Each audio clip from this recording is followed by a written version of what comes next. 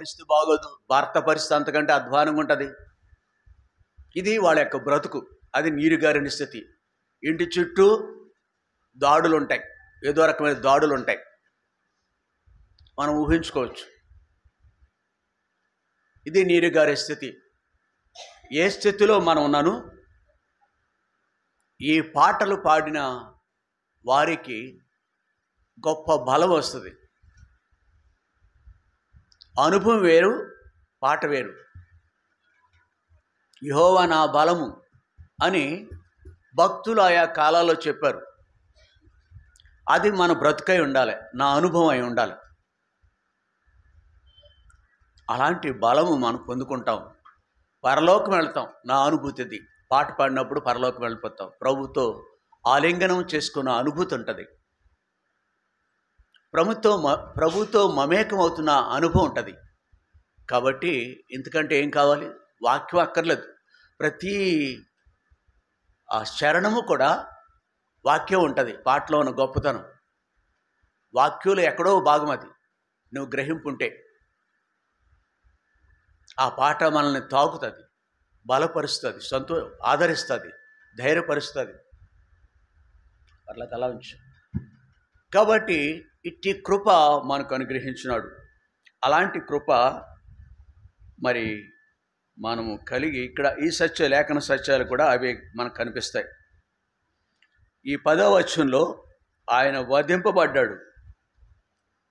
నీవు ఆ గ్రంథమును తీసుకొని దాని ముద్రలు ఇప్పుటకు యోగ్యుడవు, నీవు వధింపబడిన వాడివై. ఇది మొదటి మాట. ఆయన మన కొరకు మరణించాడు. ప్రధానమంత్రి, ముఖ్యమంత్రులు, మంత్రులు ప్రజల సొమ్ము కొల్లగొడుతున్నారు అంటారు. అధికారానికి వచ్చినప్పుడు ఇన్ని వేల ఎకరాలు, ఇన్ని వేల కోట్లను సంపాదించుకున్నాం అంటారు. అది కొల్లగొట్టడం అంటే. ఇది మానవ బుద్ధి. ఎంత కూడబెట్టుకున్నాం.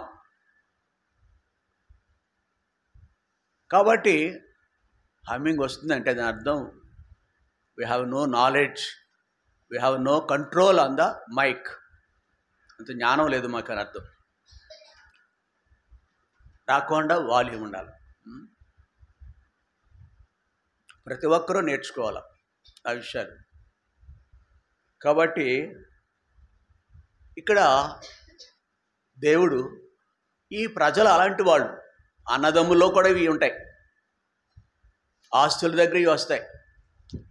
కాబట్టి మన యొక్క దేవుని యొక్క గుణగణాలు అలాంటివి కాదు.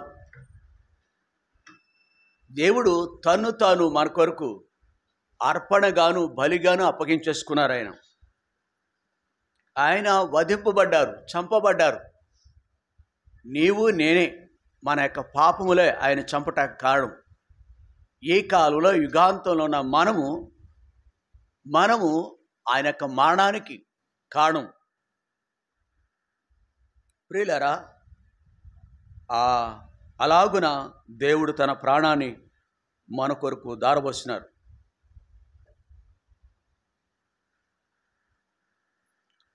రోమపత్రిక 6వ అధ్యాయం 23వ వచనంలో, రోమపత్రిక 6వ అధ్యాయం,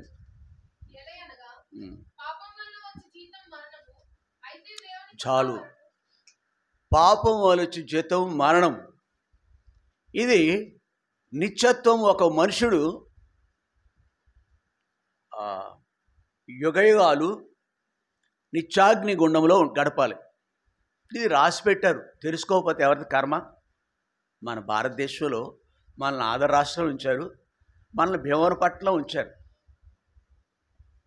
మనవంతు గత 25 సంవత్సరాలుగా, అలాగ మన పితరులు కొన్ని వేలాది సంవత్సరాలుగా ప్రకటిస్తూనే అనే సత్యాన్ని.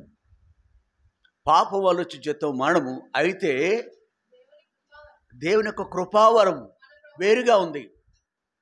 దేవుడు కృప చూపిస్తున్నాడు, కృపను వరముగా నీకు ఇస్తున్నాడు. కన్నులుండి చూడరు, చెవులుండి వినరు, నోరుండి హృదయం ఉండి గ్రహింపలేరు. కన్నులు, చెవి, హృదయం ఇవి చచ్చిన స్థితిలో ఉన్నాయి. వాళ్ళకి అర్థం కావట్లేదు. ఇక్కడ రావటం అంటే మాటలు కాదండి. దేవుని యొక్క మందిరంలో కూర్చోవటం అంటే it's not joke, it's not ordinary thing. చాలా గొప్పది ఈ విషయం. మన రంగును బట్టి కానీ, సామాజిక వర్గాన్ని బట్టి కానీ, ఉద్యోగం బట్టి కానీ, చదువును బట్టి ఏ మనుషుడు ఈ స్థలానికి రాలేడు. వచ్చినా అలా కింద కూర్చుంటాం. వీఆర్ ఆల్ రిక్షా తొక్కే అబ్బాయి ఎక్కడ కూర్చుంటాం, నేను కూడా అక్కడే కూర్చోవాలి. ఏ పనితో నిమిత్తం లేదు. కాళ్ళు ఆరోగ్యాలు సరిలేక కొంతమంది కుర్చీలో కూర్చుంటారు, అది వేరే సంగతి. We are all one in the Lord. నీవు దేవునిలో, దేవుని పనిలో సహకరించడాన్ని బట్టి నేను కూడా ప్రభు బిడ్డను అని రుజువు కావాలి నీకు. దేవుని బిడ్డలో, దేవుని పనిలో మనము సహకారులుగా, పాలివారిగా ఉండాలి. దాన్ని బట్టి నువ్వు దేవుని బిడ్డవు. లేకపోతే నీకు సాక్ష్యం లేదు. ఇక్కడే లేదు సాక్ష్యం లేదు. డబ్బు దగ్గర ఎలా ఉంటుంది? దశభాగం ఎలా ఇస్తాం మనం?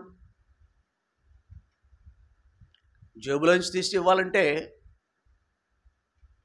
ఆ ఇస్కరియోతు యూదాలకు కొలగొడతాం మనం. పరిచర్యే దానం చేయలే నువ్వు, ఒక చాప చుట్టలే నువ్వు.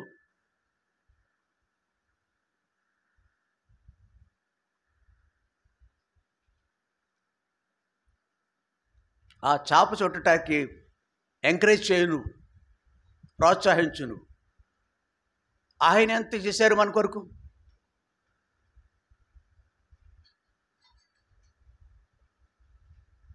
ఫోటోగ్రఫీ, వీడియో ఉంటే అప్పుడు బాగా నిలబడతాము మనం.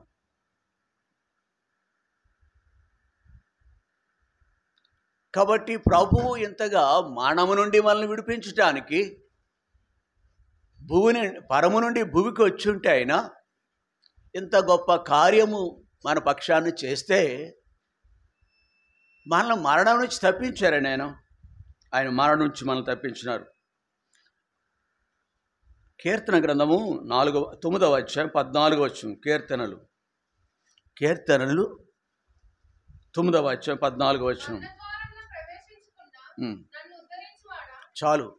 మరణం నుంచి తప్పించుట యెహోవా యొక్క వశం. అది మరణ ద్వారమున ప్రవేశింపకుండా నీ బతుకును ఉద్ధరించాడు అయ్యి బాబు. అమ్మా బాబు చేయలేదు. నీ బతుకును, నా బ్రతుకును మనం ఉద్ధరించాడు ఆయన. Nobody else in the world. ఏ వ్యక్తి కూడా మనల్ని చావు గోతు నుంచి లేవనెత్తలేదు. గొప్ప రాజు సహితము చావు గోతు నుంచి నన్ను లేవనెత్తినామని దేవుణ్ణి ఆరాధిస్తున్నాడు. మనల్ని పాపపు గోతులో నుంచి, పాపంలో వచ్చే జీతమైన మానవు నుంచి తప్పించినాడు. అగ్ని ఆరదు, పురుగు చావదు. లేకపోతే నేను దేవుని దగ్గర వచ్చేవాడిని కాదు ఈ గ్రహింపు లేకపోతే.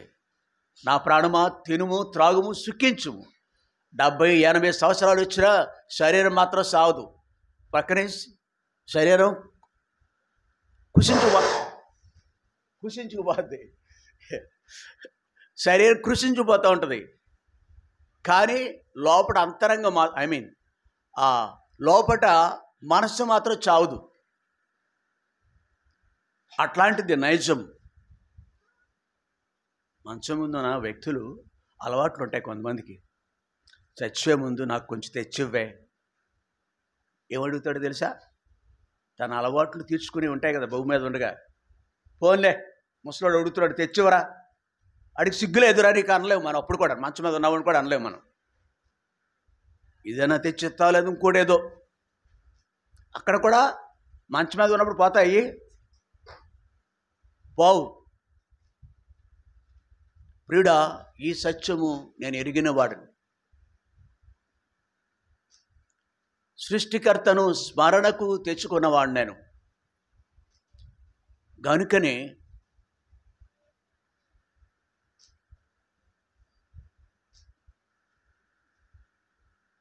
దోషణలు, అవమానాలు,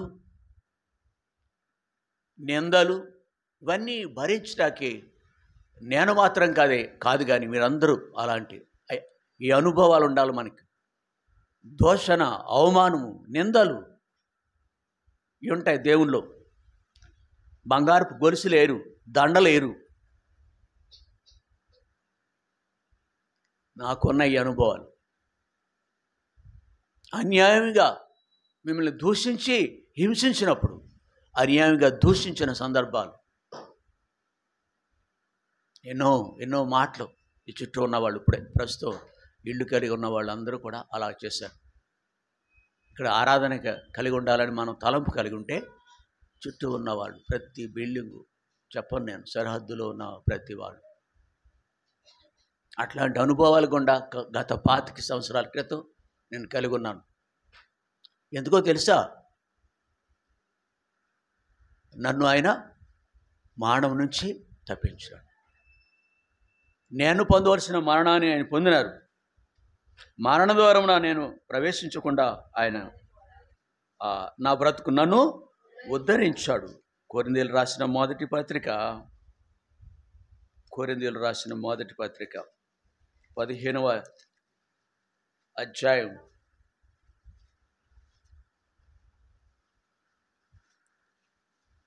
55వ వచనం.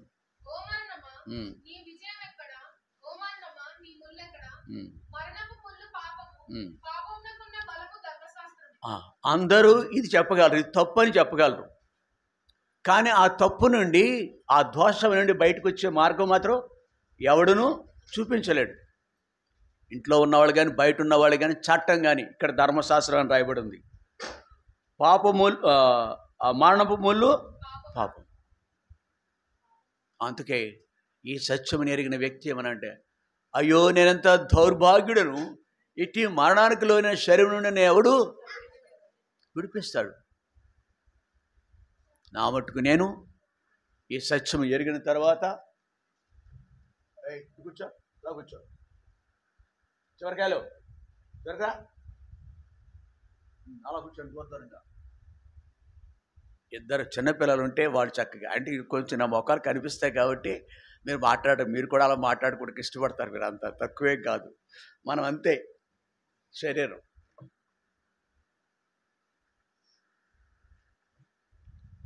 కాబట్టి మరణము నుండి తప్పించిన యెహోవా యొక్క వశమే కదా. ఇక్కడ మరణపు ముళ్ళు పాపం. ఇలాగే ఎవరు ప్రశ్నించగలరు? ఓ మరణమా నీ ముళ్ళు ఎక్కడా? ఓ మరణమా నీ యొక్క విజయము? Either anybody can question the death? మరణాన్ని ప్రశ్నించగలిగిన వాడు ఎవడున్నాడా? ఇంకా కొంతకాలం మా మానవరాలు పెళ్ళి కూడా చూడ, దేవుడి మీద కాదు, ఇంకా వీళ్ళ గురించి, మనకి శరీర సంబంధుల గురించే. నా మట్టుకైతే బ్రతుకుడు క్రీస్తే, మరణం ఎప్పుడు మరణించినా పర్లేదు అని అనలేరు కొందరు. ప్రశ్నించలేరు, మరణాన్ని ప్రశ్నించడం. ఇది సందర్భం, జ్ఞాపకం చేసుకోండి. నేను చెప్పే ఉదాహరణ జ్ఞాపకం ఉంచుకోవద్దు మీరు. అవును మా మరణాన్ని పెళ్ళే అని ఆలోచించవద్దు. ఓ మరణమా నీ విజయం ఎక్కడ? ఓ మరణమా, మరణాన్ని ఎవరు ప్రశ్నించగలరండి? ఏ దేశస్థుడు, ఏ భాష మాట్లాడేవాడు ఎదిరిస్తాడు? మనందరి తరపున ప్రభువైన యేసుక్రీస్తు వారు వచ్చారు. ఈ died for our sins sake. పాపముల నిమిత్తం ఆయన ఆయన మరణానికి అప్పగించుకున్నాడు ఆయన. కాబట్టి దినాన మరణము నుండి తప్పించబడిన మనము దేవుణ్ణి ఆరాధింపబద్దులుగా ఉన్నాం.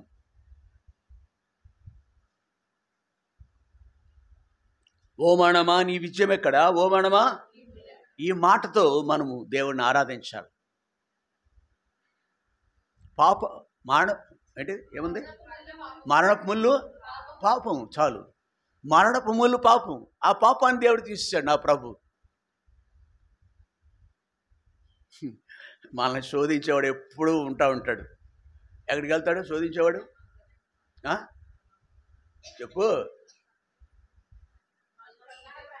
ఇప్పుడు అక్కడే ఒక సమాధానం. ఎక్కడికి వెళ్తాడు తెలుసా? అక్కడ కూడా వెళ్తాడు.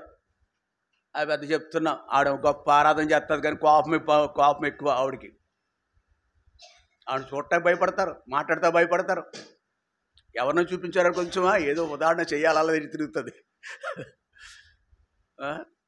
అన్నయ్యకి చాలా కోపం ఎక్కువని కూడా చెప్పేవాళ్ళు ఉన్నారు బయట. అంటే దోషారోపణ చేయాలా, నింద వేలెట్టి చూపించాలి మనం. ఆ పని ఆడున్నాడు, ఆడు చేస్తాడు. నీలో ఉంటాడు వాడు, మనలో ఉంటాడు ఆడు పని అది. ఓ ఓ ప్రభుని అన్నాడు అన్నమాట. యోబు గురించి గొప్పగా ఏం చెప్పొద్దు మీరు. యోబు గురించి అతడు యథార్థవర్తనుడు, న్యాయవంతుడు, దేవునందు భయభక్తులు కలిగి, ఇన్ని చెప్పకండి నాకు అన్నాడా లేదు వెళ్ళి. నీవు నేను అంతటి వాళ్ళు. ప్రియులరా, ఒకవేళ మనం తప్పు చేస్తూ ఉండొచ్చు. నీ కంటికి కనపడని దోషాలు నా దృష్టికి ఒక మాట తప్పుగా కనపడదు, కానీ దేవుని దృష్టికి అది దోషం. ఆయన మాట్లాడుతున్నప్పుడు తిరిగి నేనేం చేయాలా? పౌలు దేవునితో సమాధానం. అది కృప అంటే. కృప అంటే ధర్మశాస్త్రం అలా కాదు. ఈ స్త్రీని తీసుకొచ్చాం, నువ్వేం చెప్తావయ్యా అని అడిగారు లేదా? ఈ స్త్రీని తీసుకొచ్చాం, అంతవరకు బుద్ధి లేదా మీలో? పాపం లేనివాడు రాయి వేయినప్పుడు అప్పుడు గుర్తొచ్చింది ఆడకు పాపం. మానవుడు ఎప్పుడు కూడా ఇలాగే చూపిస్తాం. కాబట్టి ఇప్పుడు దేవుడు ఆరాధించే మొదటి హేతు ఏంటంటే ఆయన మరణం నుంచి మనల్ని, పాపపు ముళ్ళు, మరణపు ముళ్ళు పాపం. కాబట్టి యోబు ప్రశ్నించాడు యోగ్యంగానే దేవుని ఆరాధించాడు. ఆరాధన ఉంది అతని నోట. పౌలు ఆరాధించాడు. యోబు ఆరాధించాడు లేదా? అబ్బో, ఉన్నతమైన ఆరాధన యోబుది. ఆ రెఫరెన్స్లు మీకు బాగా కంటపాటు ఉంటాయి. సమయం దొరికితే కూడా ఎత్తిపెట్టుకోవచ్చు. చాలా స్వల్ప సమయం ఆరాధించండి, 2 మాటలతోనే ఆరాధించండి. ఇంటికాడ ఎన్ని గంటలైనా ఆరాధించవచ్చు మీరు. ఆ రోజు ఇక్కడ ప్రార్థనకు వస్తారు, ఆ టైంలో కూడా 15 నిమిషాలు ఆరాధన కొరకు హెచ్చించండి. అంటే ఆయన ఘనపరిచే మాటలు ఎన్నైనా వాడచ్చు. ఈ రోజు మాత్రం కష్టం. రెండవది ఇక్కడ 10వ వచనంలోనే, నీ రక్తం ఇచ్చి ప్రతి వంశంలోనూ ఆయా భాషలు మాట్లాడేవారిలోను, ప్రతి ప్రజలోను, ప్రతి జనములోను దేవుని కొరకు మనుషులను కొన్నాడు. ఇది నాది అని చెప్పాలంటే నీవు కొంత డబ్బు చెల్లిస్తావు, కొంత డబ్బు పే చేస్తావు. దేవుడు కృపామయుడు కదా. ఇష్టానుసారంగా ఏమంటాం తెలుసా మనం? ఒరే ఈ సందర్భంలో ఏంటి? నీ కర్మ అంటావా లేదా? నీ కర్మ, అరే మాట్లాడు, అనిపించు, నీ కర్మవే చెప్తే విన్నావా? దేవుడు అలాగ అనలేదు మనల్ని, అన్నాడా? అలాగంటే ఇక్కడ ఒక్కళ్ళు కూడా ఉండరు. ఇక్కడ దోషాలు మనవా? తెలీదా మనకి? ప్రభు ఏమన్నాడు ఆ రోజునే? ఏమన్నారు? మీరు ఏం చేస్తున్నారో అలా సామాన్యులు కాదండి. ఆ మాట రాకపోతే ఇక్కడ మందిరంలో ఒక్కడు కూడా ఉండం. మనం క్షమించాడు కాబట్టి. ఏం చేస్తున్నారో మనకు తెలీదా? వీ నో ప్రెటీ వెల్, మనకు బాగా తెలుసు.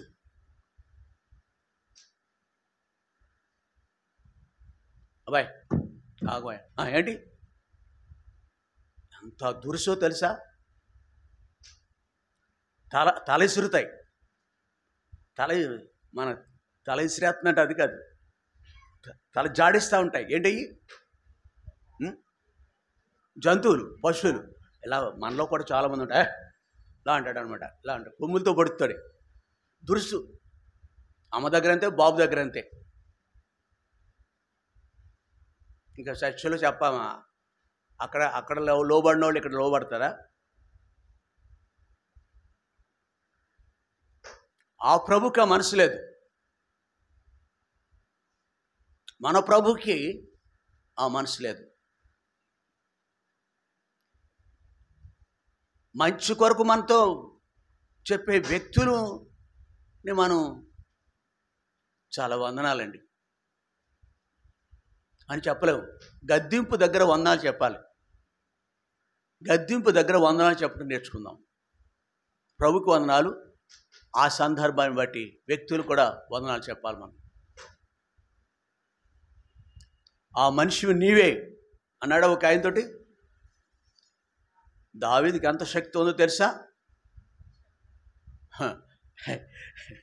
ఎవరెక్కడ అందరూ వచ్చేస్తారు, సైన్యం భటులంతా వచ్చేస్తారు, వీడిని బంధించండి అంటారా? అలా రాజు ఉన్నారు కొంతమంది. అదే రాజు కోవకు చెందిన అత్యున్నతుడైన దావీదు తల వంచాడు. దేవుని సన్నిధిలో, బైబిల్ దగ్గర, ఇంట్లో కూడా.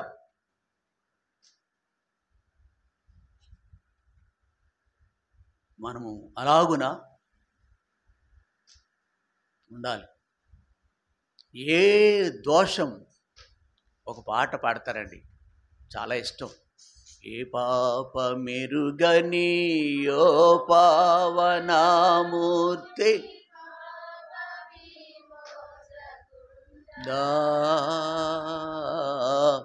నా పాలి ఇవమా నా పాపములకురా కీ పాటలు నొందినా. నీరైపోతాం. అట్లాంటి గొప్ప పాటలు, జీవంతో కూడిన పాటలు, తలకిందులైపోతాం.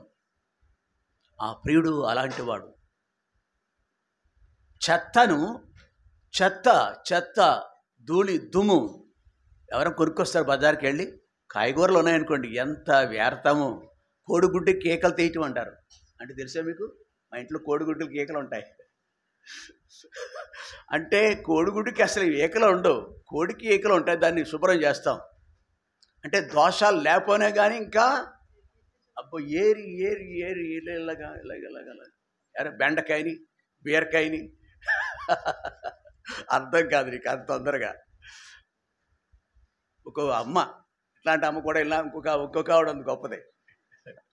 వాళ్ళ కోడిగుడ్డుకు కూడా ఈకలు ఉన్నాయేమో చూస్తారు. అది ఈకలు ఉండవు కానీ అంతా పట్టి చూస్తారని అర్థం.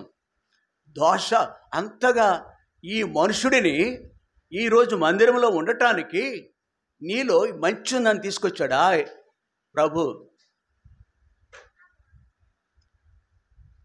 నీకు తెలుసా అతని గురించి, ఆమె గురించి మీకు తెలుసా అని అనేవాళ్ళు మనకున్నారు, మన వెనక మన చుట్టూ కూడా.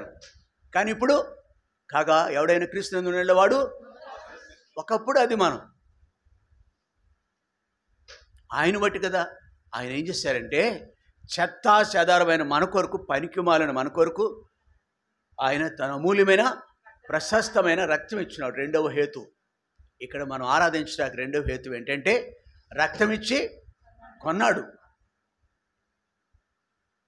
వారి ప్రాణ విమోచన. ఎంత క్రైమ్ చెల్లించాడండి, అది అన్నిటికీ. ప్రియుడా, దేవుని వాక్యాలు వినటం, వర్తమానం వినటం మాకు అలవాటు అయిపోయింది. మనకి దేవుని బిడ్డలకు మూడంతల ఈ గుణలక్షణాలు కలిగి ఉండాలి. చూసే కళ్ళు ఉండాలి, వినే చెవి ఉండాలి, మూడవది గ్రహించే. ఈ మూడు పని చేయనప్పుడు మనుషుడు అధముడు అయిపోతాడు. దేవుని పిల్లలుగా చెప్పుకుంటున్నా కానీ మూడు వాక్యంలో మనకి క్రొత్తదనం కనపట్టలేదంటే అంతగా మన కళ్ళు గ్రహింపులే లేవు, మర్మాలు చూడలేము మనం. సామాన్యమైన చిన్న మాట ఆయా సందర్భాల్లో ఆయా రీతిలుగా నూతనమైన తలంపులు దేవుడు మనకిస్తాడు. నూతనమైన రీతిగా వాళ్ళని మాట్లాడతాడు. కళ్ళు పనిచేయాలా, చెవులు పనిచేయాలా, హృదయము గ్రహింపు పనిచేయాలా. కాబట్టి రెండవది ఆయన క్రైమ్ ఇచ్చాడు. అరే నా కొరకు, రెండవ హేతు.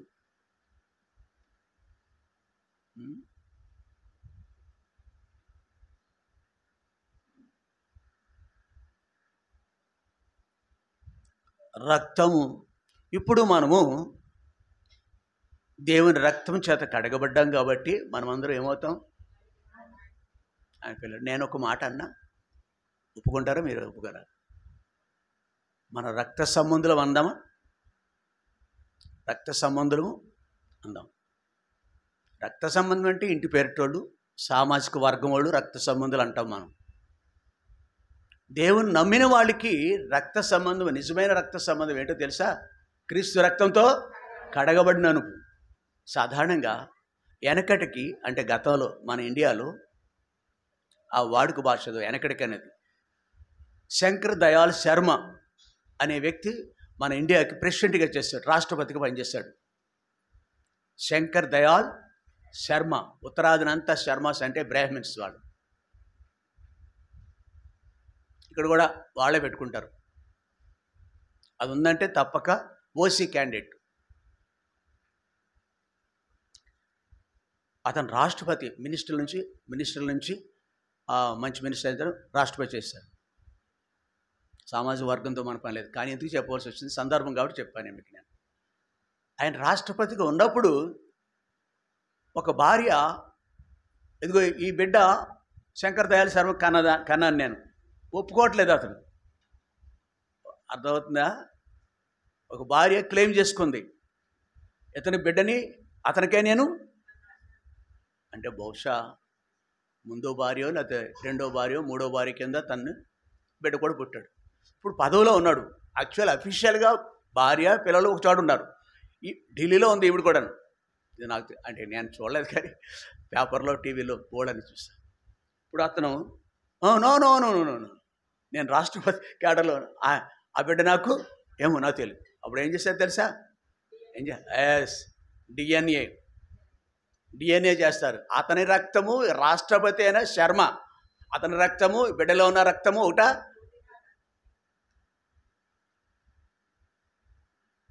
ఒక దాంట్లో ఎక్కడో డైలాగులు పరీక్షించి పరిశోధించి అన్ని చూడగా ఇద్దరు రక్తము డైలాగులు అవి ఎక్కడో. కాబట్టి ఇక్కడ కూడా ఇద్దరు రక్తము. మనకు డిఎన్ఏ చేస్తే యేసు రక్తం మనలో ఉందా?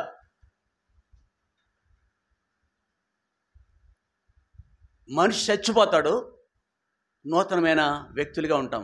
కొట్టాము అనుకోండి, అంకులు చాలా దెబ్బ తగిలింది అంకులు, నవ్వుతా. ఎవరైనా అంటారా? ఇట్రా అంటే ఏంటి అజమాయిషి చేస్తున్నావేంటి నువ్వు అంటమే తప్ప, ఏంటి డిఎన్ఏ ఉంది నీలో, శరీర సంబంధమైన రక్తం ఉంది నీలో, యేసుప్రభు యొక్క రక్తం నీలో లేదు. ఆ జబ్బు పాలేదు మనలో. లోబడ నేరం మనం. యేసు రక్తముతో మనల్ని కొన్నాడు ప్రభువా. యేసు రక్తంతో కొన్నాడు, ఆయన మనలను కన్నాడు, సత్యవాక్యంతో కన్నాడు.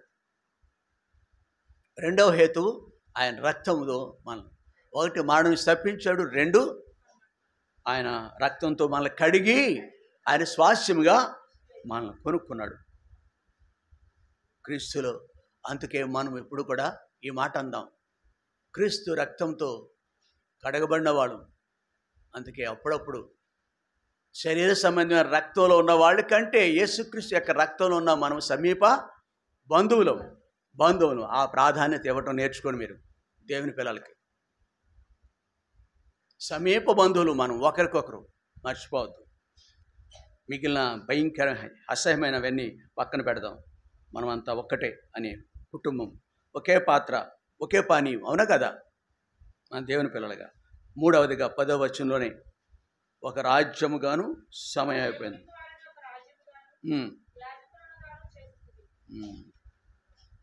చాలు. మా దేవునికి వారిని ఒక రాజ్యముగాను యాజకులుగాను చేయబడ్డారు. కాబట్టి ఇప్పుడు రాజ్యం అంటే అర్థం ఏంటంటే, రాజ్యం అనగానే దానికి ఒక భూభాగం ఉంటుంది, ప్రభుత్వం ఉంటుంది, అధికారం ఉంటుంది, ప్రభు ఉంటాడు, రాజు ఉంటాడు. ఇవన్నీ కూడా మనం ఆయనకు స్వాస్యం. ఇప్పుడు ఆయన పిల్లలము. అపోస్తలుల గారి 10వ అధ్యాయం, నేను 35 36 36 చాలు. యేసుక్రీస్తు అందరికీ, ఈజ్ అవర్ కింగ్. మనకు ప్రభు.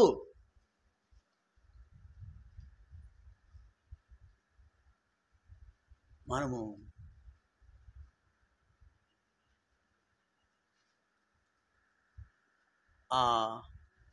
ఇంట్లో భార్యాభర్తలు ఉంటారు, పిల్లలు తల్లిదండ్రులు ఉంటారు. బైబిల్ దగ్గర ఉన్నామనుకోండి, సాధారణంగా గడగడలాడుతూ వ్యక్తికి పరిచర్య చేస్తారు. మనం ఈ బైబిల్ దగ్గర ఉంటే ఏమనుకోవాలి? ఆమె ఎక్కడ ఉంది? ఇప్పుడు ప్రభుత్వం ఉంది, ప్రభుత్వం గడుపుతుంది. కొంచెం ఇంగిత జ్ఞానం కలిగి ఉంటే, నా బిడ్డ అక్కడ ప్రస్తుతం బైబిల్ దగ్గర ఉన్నాడు, ప్రభుతో మా అమ్మ మా నాన్న ప్రభుతో గడుపుతున్నారు. మూర్ఖులైన పిల్లలు, జ్ఞానం లేని వారు వేరుగా ఉండొచ్చు. కాబట్టి మనం గ్రహింపండి, మనం ప్రభు యొక్క ఆధీనంలో. మొదటిగా ఉత్తరవాదత్వం దేవునికి ఇవ్వాలి. భర్త కంటే, భార్య కంటే, పిల్లల కంటే మొదటి స్థానం ఎవరిదే? అది కొంచెం అర్థం చేసుకోండి.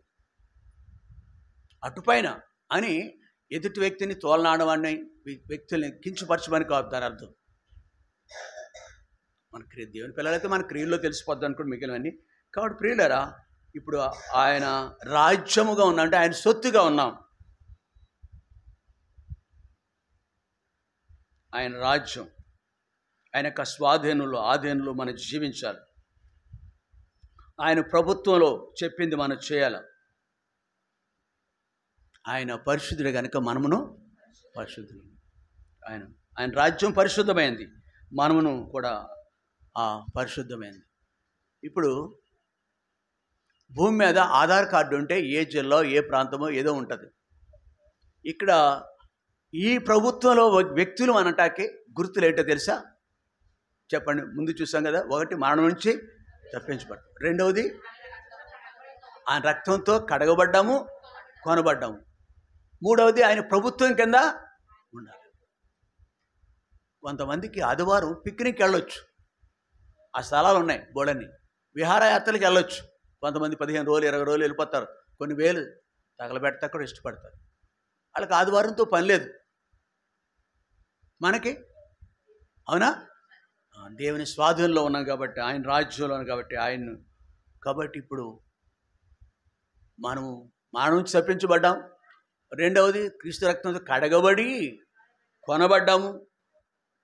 వస్తువు ఏదైనా సరే, మన వస్తువు అయితే ఇది నాది అంటాం. మనం అంటాను, ఇది నాది. మనం ఎంత ఎవరు? ఆయన వారమే కదా. కాబట్టి ఈ అనుభవంలోనికి మన ఆధార్ కార్డు ఏంటంటే మానవ నుంచి తప్పించబడుట, రెండవది క్రీస్తు రక్తంతో కడిగి కొనబడుట, మూడవది ఆయన యొక్క స్వాధీనంలో ఉండాలి. మనం ఆయన యొక్క మాట ప్రకారం మనం జీవించాలి. 3. నాలుగవది యాజకులుగా స్వతంత్రంగా ఆరాధిస్తాం. 5వ మాట ఏంటంటే, చూడండి, ఇక్కడ ఆరాధించే గుంపును చూద్దాం. మనం ఆరాధించే వాళ్ళు ఉన్నాయి ఇక్కడ.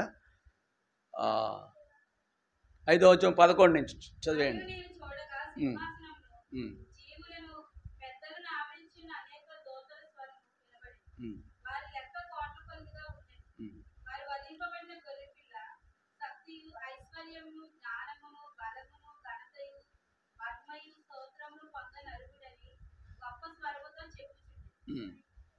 చదువు.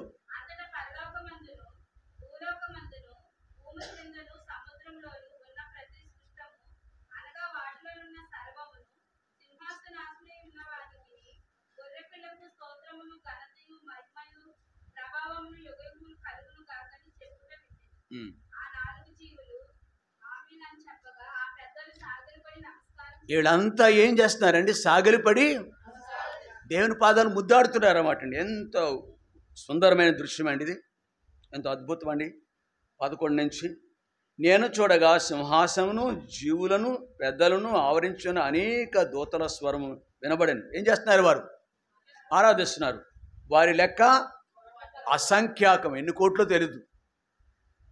ప్రభుని ఆరాధిస్తున్నారు. ఆ గుంపులో మనం ఉన్నాం. ప్రభుని ఆరాధించే వేలాది కోట్లాది దూతల యొక్క గుంపులో మనం ఉన్నాం. ఎంత గొప్ప ఆధిక్యత! పరలోకంలో దూతలకు ఇచ్చిన ఆధిక్యత భూమి మీద మనుషునికి మంచి కొంచెం కూడా నివసించింది. వారు ఏమని ఆరాధిస్తున్నారు? 12 వాది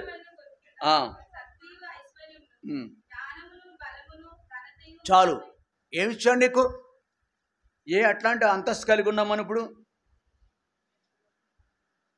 ఆయన శక్తియు, ఐశ్వర్యమును, జ్ఞానమును, బలమును, ఘనతయు, ఇవి చాలు. అందుకే దేవునికి స్తోత్రం అంటున్నారు. మహిమయు స్తోత్రము పొందడం అర్హుడు. మిగిలినవన్నీ కింద ఆరాధిస్తున్నారు, సాగిలపడి గనపరుస్తున్నారు.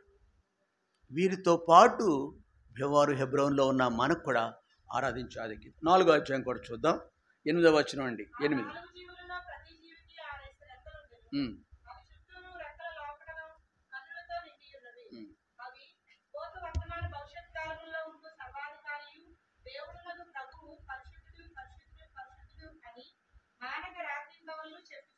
సరే, ఎట్లా ఆరాధిస్తున్నారు? భూత భవిష్యత్ వర్తమాన కాలాల్లో ఉండు సర్వాధికారి దేవుడు ఎవరైనా పరిశుద్ధుడు, పరిశుద్ధుడు, పరిశుద్ధుడు, పరిశుద్ధుడు అని రాత్రింబవళ్ళు నిత్యం ఆరాధన చేయటమే. అందుకే ఇక్కడ ఆదివారం కొన్ని 2 మాటలే చెప్పాలి. మీరు ఆరాధన ఎప్పుడు చేయాలి? నిత్యము చేయాలి. ఉదయము, మధ్యాహ్నం, సాయంకాలం, సమయం అసమయం గంటల తరబడి చేయొచ్చు. ఇంట్లో మోకరించి, టీవీ దగ్గర కాదు, నీ పిల్లలతో కాదు, నీ ఇంటి వాళ్ళతో కాదు, వంట వార్పే కాదు, మార్తం పనులే కాదు. ఏం పని చేయలే? మరియలాగా ఉండాలి, మార్తలాగా ఉండకు. తాపత్రయం, నులుకోవటం అంటారు, నులుకోవటం. ఇంకేం మాట్లాంటూ వాడతారు ఇంకా చాలా. ఇంటికాడ ఉన్నప్పుడు ఆరాధన, 1 గంట ఆరాధన చేయాలి. మా పుణ్యవతి చాలాసేపు ఆరాధన చేస్తుంది చక్కటి మాటలతో. ఈరోజు ఒక్కరోజు ఉంటుంది తనకి. ప్రియ సహోదరి, ఈ ఆరాధన నిత్యము చేయాలి. ఇక్కడ కొంచెం క్షణాలు, కొద్ది క్షణాలు మాత్రమే. చూసారా, పరిశుద్ధుడు పరిశుద్ధుడని నిత్యము. మహిమ ఘనత, అవునా, మహిమ ఘనత కృతజ్ఞతాస్తులు చెల్లిస్తున్నారు అని ఆ జీవులు కీర్తించుండగా 24 పెద్దలను సింహాసనం ఆసీనులైన వాని ఎదుట సాగిలపడి యుగములు జీవించిన వానికి నమస్కారం చేసి, ప్రభువా మా దేవా, నీవు సమస్తమును సృష్టించిది, నీ చిత్తమును బట్టి అవి ఉండెను, దాన్ని బట్టి సృష్టింపబడును గనుక నీవే ఏంటి